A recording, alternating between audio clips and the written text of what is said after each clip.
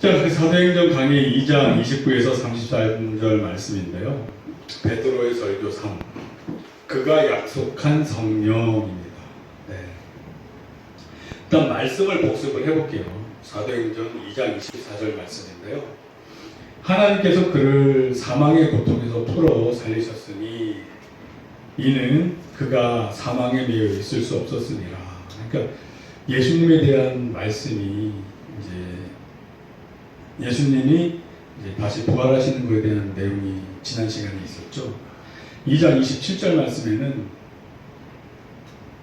이는 내 영혼을 음부에 버리지 아니하시며 주의 거룩한 자로 썩음을 당하지 않게 하실 것이미로다. 이런 말씀이 있었어요.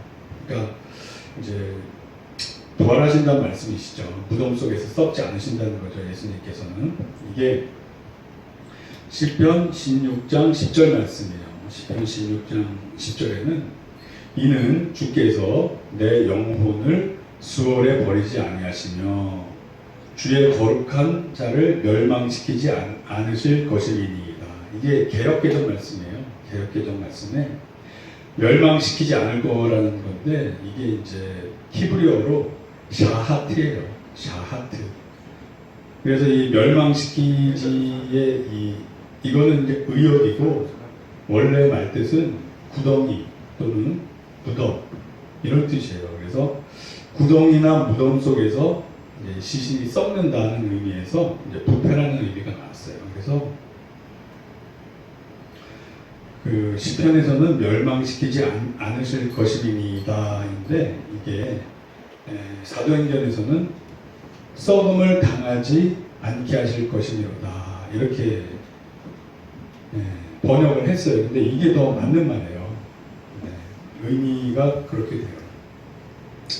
자, 그래서 이제 지난주에는 이제 예수님께서 이렇게 다윗의 예언대로 썩음을 당하지 아니하신다는 대로 부활하셨다는 얘기였고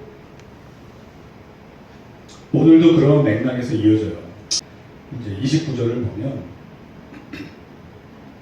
형제들아 내가 조상 다윗에 대하여 담대히 말할 수 있노니 다윗이 죽어 장사되어 그 묘가 오늘까지 우리 중에 있도다. 그러니까 이제 다윗의 묘는 실로암 연못 그 남쪽에 위치했었다고 그래요. 실로암 연못. 이제 요세푸스의 기록에도 남아 있어요. 이 다윗의 묘가 독을 되었다 뭐 이런 내용이 있어요. 그러니까 예수님 그 당시에는 이제 다윗의 묘가 정확하게 위치가 이제 파악되고 있었죠. 근데 지금은 명확하게 알기는 어려워요. 현재로서는 추측만 하고 있어요. 30절 그는 선지자라 하나님이 이미 맹세하사 그 자손 중에서 한 사람을 그 위에 앉게 하리라 하심을 알고 그러니까 이제 다윗을 선지자라고 그래요. 다윗을 선지자라 하면 구약에서도 성령님의 이제 임재가 있었던 분들이에요. 그리고 그분들을 통해서 하나님의 말씀을 대언하거나 예언했던 분들이죠. 이런 분들이 선지자인데 다윗이 선지자라는 증거를 한 두 가지 정도만 들어볼게요. 첫째는 시편 51장 10절에서 12절 말씀인데 하나님이여 내 속에 정한 마음을 창조하시고 내 안에 정직한 영을 새롭게 하소서. 나를 주 앞에서 쫓아내지 마시며 주의 성령을 내게서 거두지 마옵소서. 그러니까 다윗은 이 성령님과 동행했던 분이에요. 그래서 자기가 밧세바를 범하고 나서 이런 고백을 해요. 죄를 지면 성령님이 떠나게 돼 있잖아요. 그래서 성령님이 없으면 자기가 할 수 있는 게 아무것도 없다는 걸 알았기 때문에 이렇게 회개의 기도를 하게 돼요. 주의 구원의 즐거움을 내게 회복시켜 주시고 자원하는 심령을 주사 나를 붙드소서. 그러니까 성령님으로 말미암아 이 평화가 기쁨도 누릴 수 있었어요. 누릴 수 있었어요. 그러니까 이제 다윗은 성령님의 사랑이었다. 구약 시절에도 이렇게 몇몇 특정된 사람들은 이렇게 성령님으로 충만했어요. 선지자나 제사장이나 왕이나 일부 사람들은 그랬어요.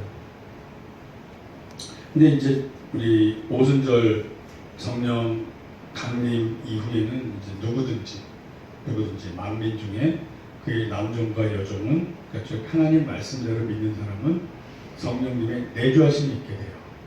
그리고 또 임재 충만하심도 있게 되는데 그 오순절 즉 사도행전 2장 4절에 나타났던 그 성령 세례, 성령 충만에는 성령님의 내주하심과 임재하심이 동시에 일어났어요. 내주하심과 임재 충만하심이 동시에 일어났어요. 왜? 그 전에는 성령님이 안 오셨으니까. 예수님께서도 말씀하시잖아요. 내가 가야 너희에게도 좋다 이런 말씀을 하셔요. 내가 가야 아버지께로부터 성령님을 받아서 너희에게 보내주리라. 그러니까 세례 요한이 예언했던 성령 세례를 예수님께서 하나님 우편에서 하시게 되는 거예요.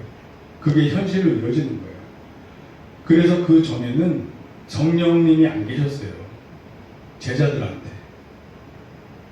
그래서 내주함도 없었고 임재함도 없었어요. 그런데 그 오순절날 성령님의 내주하심과 또 충만하심 성령 세례가 동시에 일어나요. 그러니까 사도행전에는 이랬던 적이 몇 번 있어요. 이방인들에게 가서 말씀을 전했을 때도 성령님의 내주와 그들이 믿을 때 내주하심과 충만하심, 즉 성령 세례가 동시에 일어났어요. 그런데 요즘 같은 경우 우리들의 경우는 좀 이게 시간적 차가 좀 나타나더라고요. 저도 예수님을 믿고 입으로 시인했어요. 그러니까 성령님으로 말미암지 않고는 우리가 예수님을 주로 시인할 수 없어요. 근데 저는 이미 입으로 주로 시인했었거든요.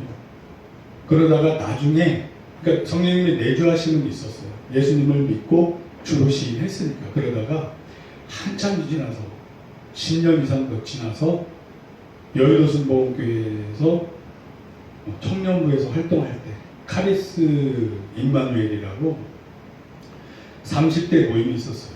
거기서 활동할 때 성령 세례를 금요 철야 때 처음 받게 돼요. 네. 분명히 저는 입으로 시인하고 성령님의 내주하심은 있었지만 임재 충만하심이 없었어요.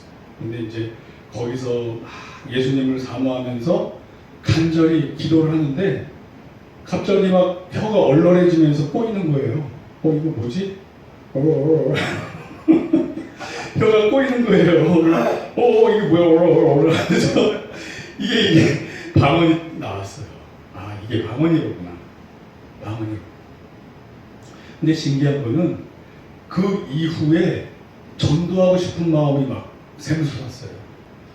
그 전에는 물론 사모함은 있었지만 전도하고 싶은 마음이 그만큼 강렬하지 않았어요. 그래서 제가 전도실장을 맡게 돼요.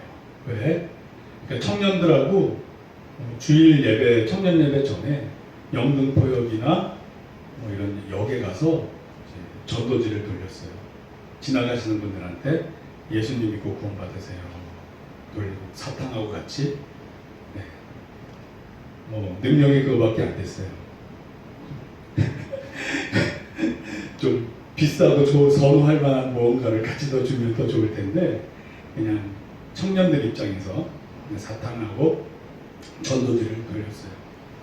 그래서 영접 기도도 많이 이렇게 했는데 근데 그 한 사람 한 사람을 교회로 인도해서 정착시키는 건 되게 쉽지 않더라고요.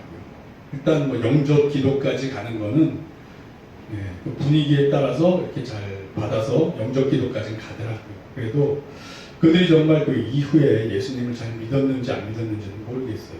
그러나 그냥 본인 입으로 영접 기도를 따라 했으니까 그것만이라도 좀 그분들의 기억에 남아서 언젠가는 좀 되살아나지 않을까 이런 생각을 했어요.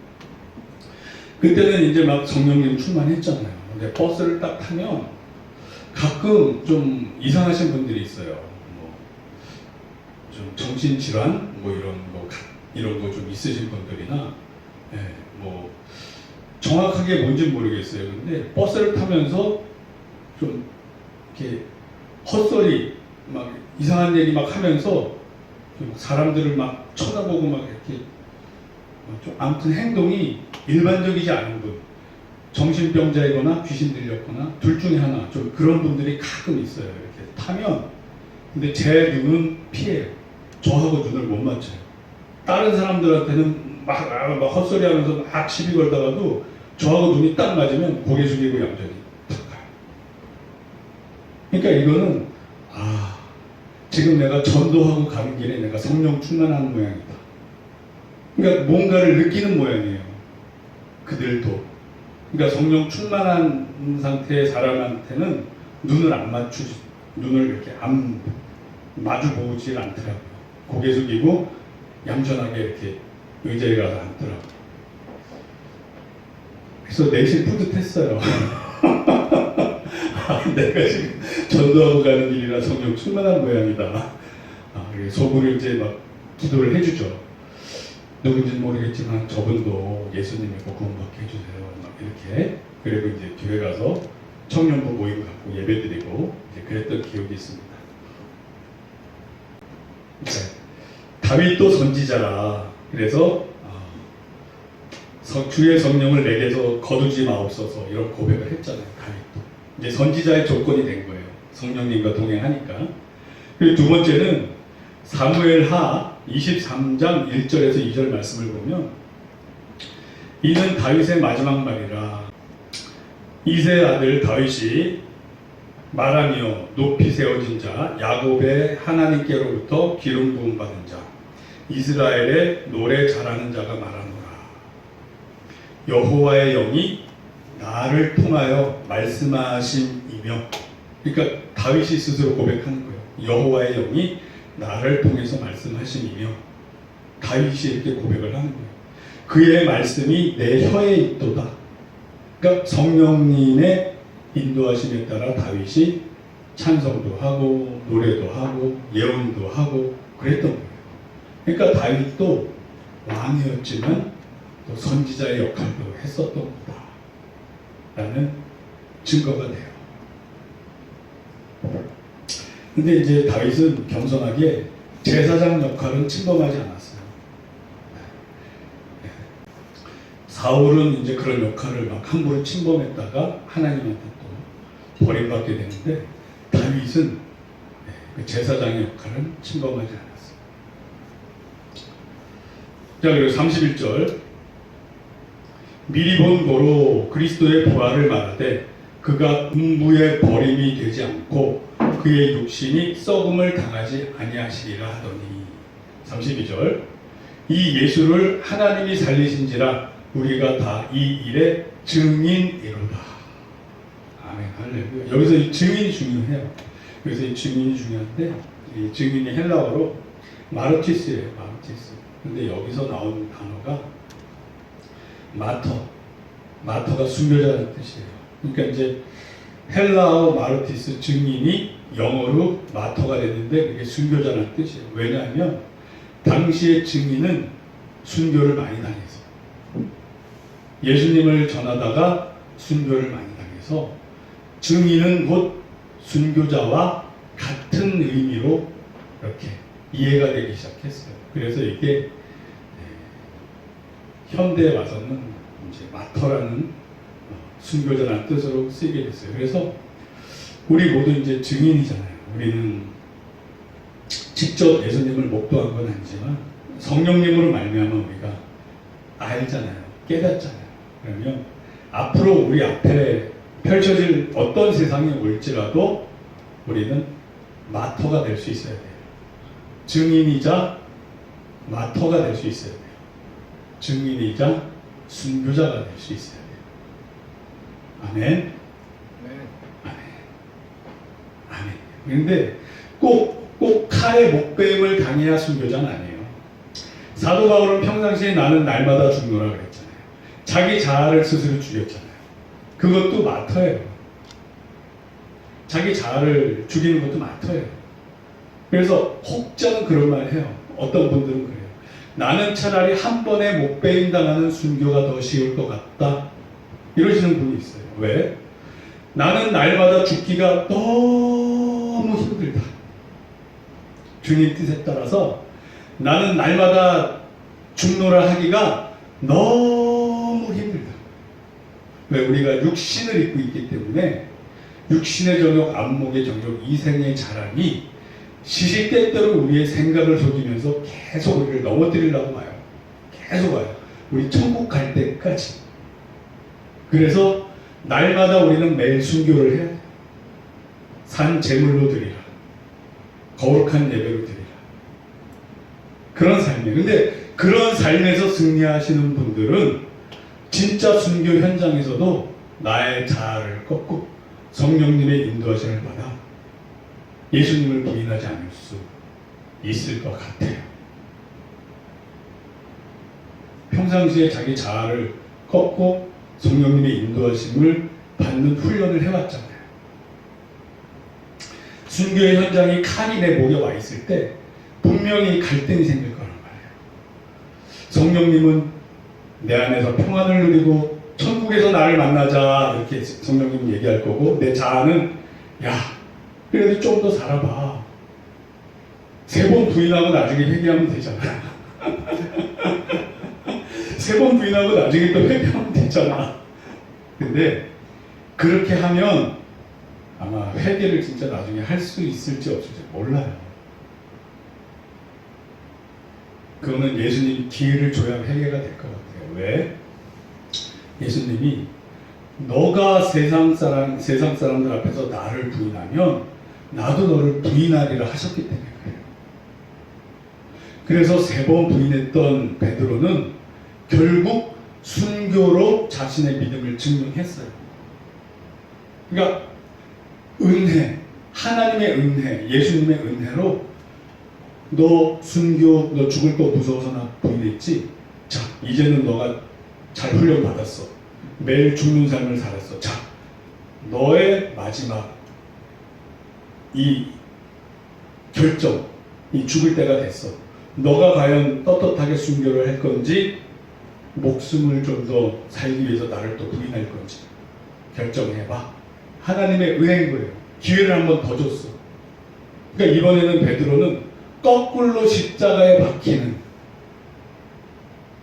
평범하게 십자가에 박히는 것도 아니고 거꾸로 십자가에 박히는 십자가형을 받았어요. 그런데 그때 기록에 의하면, 내려오는 말에 의하면 거꾸로 박혀서 이전 사람들을 전도했대요. 거꾸로 박혀서. 여러분들도 예수님 믿고 구원 받으세요. 여러분들도 예수님 믿고 구원 받으세요. 저는 베드로가 아니라, 사도 베드로가 아니라 그분의 마음은 정확히 알 수는 없지만 베드로는 기뻐하셨을 거예요. 이제는 내가 죽음을 두려워하지 않고 예수님을 증거하면서 천국을 가는구나. 주님 감사합니다. 저에게 명예 회복의 기회를 주셔서 감사합니다. 이랬을 것 같아요. 아멘? 아멘이에요. 아니, 충분히 그럴 것 같잖아요. 이 베드로가 주님이 내가 나를 사랑하느냐, 내가 나를 사랑하느냐, 내가 나를 사랑하느냐 그러면서 3번 말씀하시면서 회복시키시고 사명을 주잖아요. 내 어린 양을 먹이라, 내 양을 치라, 내 양을 먹이라. 그러면서 완전히 회복을 시키셨는데, 베드로는, 사도 바울도 마찬가지일 거예요. 베드로는 내가 예수님을 부인했었던 그것이 정말 이거에 대한 명예 회복을 언젠가는 주님 앞에서 하리라. 언젠가는 하리라. 그랬을 것 같아요. 왜? 입장을 바꿔놔도 절에도 그럴 것 같아요. 절에도 그럴 것 같아요. 예수님의 수제자로서, 그죠? 예, 절에도 그럴 것 같아요. 근데 그거는 마음만 가지고 되는 건 아니죠. 평상시에 내가 성령님의 인도하심에 순종하는 삶을 살아야 그 기회가 왔을 때 또다시 배마다지 않고 주님을 죽음 앞에서도 긍정할 수 있지 않을까 이렇게 생각을 합니다. 아멘. 그래서 저와 여러분들이 평상시의 삶에서 내 자아를 죽이는, 내 육신의 정욕과 싸워서 이기는 그런 전쟁에서 계속 승률을 높이시기 바래요. 항상 이길 수 없어요. 왜? 우리 속아서 넘어질 때가 있어요. 하지만 이제 승률을 자꾸 높여야죠. 이길 때가 더 많아야죠. 어차피 우리는 이기게 돼 있어요. 왜? 예수 그리스도께서 우리를 위해서 십자가 대속사역을 했기 때문에. 넘어져도 우리는 오뚜기 같지 않아서 회개하고 주님을 믿는 믿음으로 다시 또 죄사함 받고 또 한 발자국 또 주님 앞에 다 나아가고. 아멘. 아멘이요. 이미 이긴 게임이에요. 결과가 정해져 있어요. 결과 답을 알아요. 그런데 사탄은 우리를 속여요. 너 부족하잖아. 너 죄인이잖아. 너 또 넘어졌잖아. 그럴 때 예수 이름을 명하는 사탄을 떠나라. 예수 이름을 명하는 사탄을 떠나라. 예수 이름을 명하는 사탄을 떠나라. 예수님께서 우리를 구원하시기 오셨단 말이에요. 이렇게 연약한 우리를 구원하시기 오셨단 말이에요. 그러니까 예수님이 아니고서는 우리는 이길 수가 없어요. 이길 수가 없어요. 다 알고 계셔요. 그래서 성령님의 인도하심에 계속 순종하는 훈련, 날마다 죽는 훈련 속에서 예수님 닮아가는 저와 여러분들이 되길 축복합니다. 아멘. 네, 33절. 하나님의 오른손으로 예수를 높이심에 그가 약속하신 성령을 아버지께 받아서 너희가 보고 듣는 이것을 부어주셨느니라. 아멘. 할렐루야.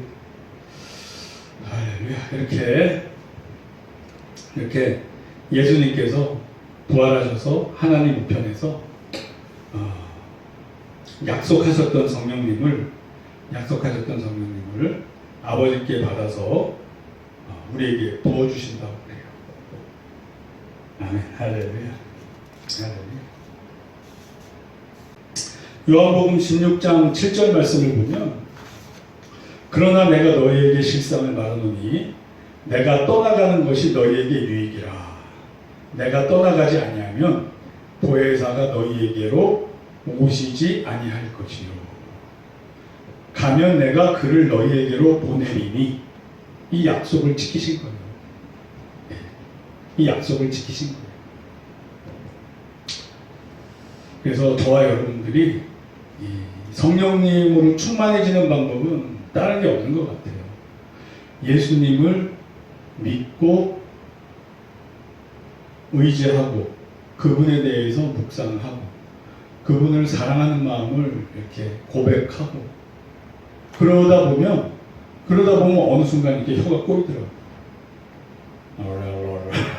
그래서 꼬이더라고요.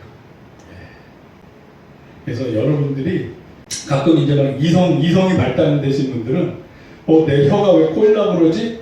그러니까 막 그 순간에 혀에 힘을 탁 줘서 안 꼬이게 해요. 그러신 분을 제가 몇 분 알아요. 우리 부친께서도 그래요. 막 은혜 받는 말씀 듣다가 우리 형님이 목사님이시니까 그 교회가 은혜가 충만해요. 그러면 가끔 이렇게 막 혀가 이렇게 꼬이려고 그러는데요. 그러면 혀에 힘을 딱 준대요. 스스로 막는 거예요. 방언이 터지려고 그러는데. 그러니까 그런 적이 몇 번 있는데 방언을 못 받으시더라고요. 그런 분들이 계셔요.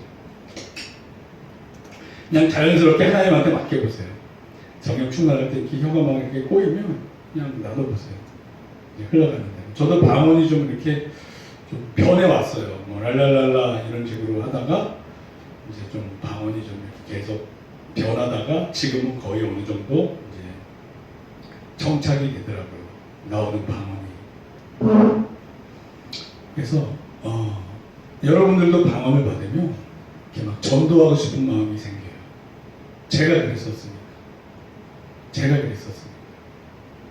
네. 그러면 이게 하나님의 뜻에 맞아요. 왜? 이웃사랑의 가장 좋은 실천은 전도니까. 물론 하나님 사랑 안에서 이웃 사랑을 하는 겁니다. 자, 그래서 저와 여러분들이 이렇게 성령님으로 충만해서 성령님의 인도하심을 받고 매일매일 승리하는 삶을, 나는 날마다 내 자신과 싸워서 이기는 저와 여러분들이 되기를 축복합니다. 아멘. 그리고 마지막 말씀 하나 한 구절 읽어드릴게요. 데살로니가전서 5장 19절에서 22절. 이미 성령 충만해도 방언을 못하시는 분들이 있어요. 옥하는 목사님이 그러셨어요. 옥하는 목사님이 전에 여의도 순복음교회에 와서 설교하실 때 본인은 방언을 달라고 기도하셨지만 결국 못 받으셨대요. 그러니까 좀 이성이 발달된 분들은 그래요. 대신에 그분 안에 사랑의 열매 막 이런 게 있잖아요. 그러면 그 열매로 증명이 되는 거기 때문에 굳이 내 스타일상 방언을 못 받는 사람은 방언 말고 다른 은사도 좋은 것도 있고 열매를 맺으면 되니까 그렇게 감사하시면서 가면 돼요. 데살로니가전서 5장 19절에서 20절 말씀. 성령님을 소멸하지 말며 예언을 멸시하지 말고 범사에 헤아려 좋은 것을 취하고 악은 어떤 모양이라도 버리라. 아멘. 기도하겠습니다.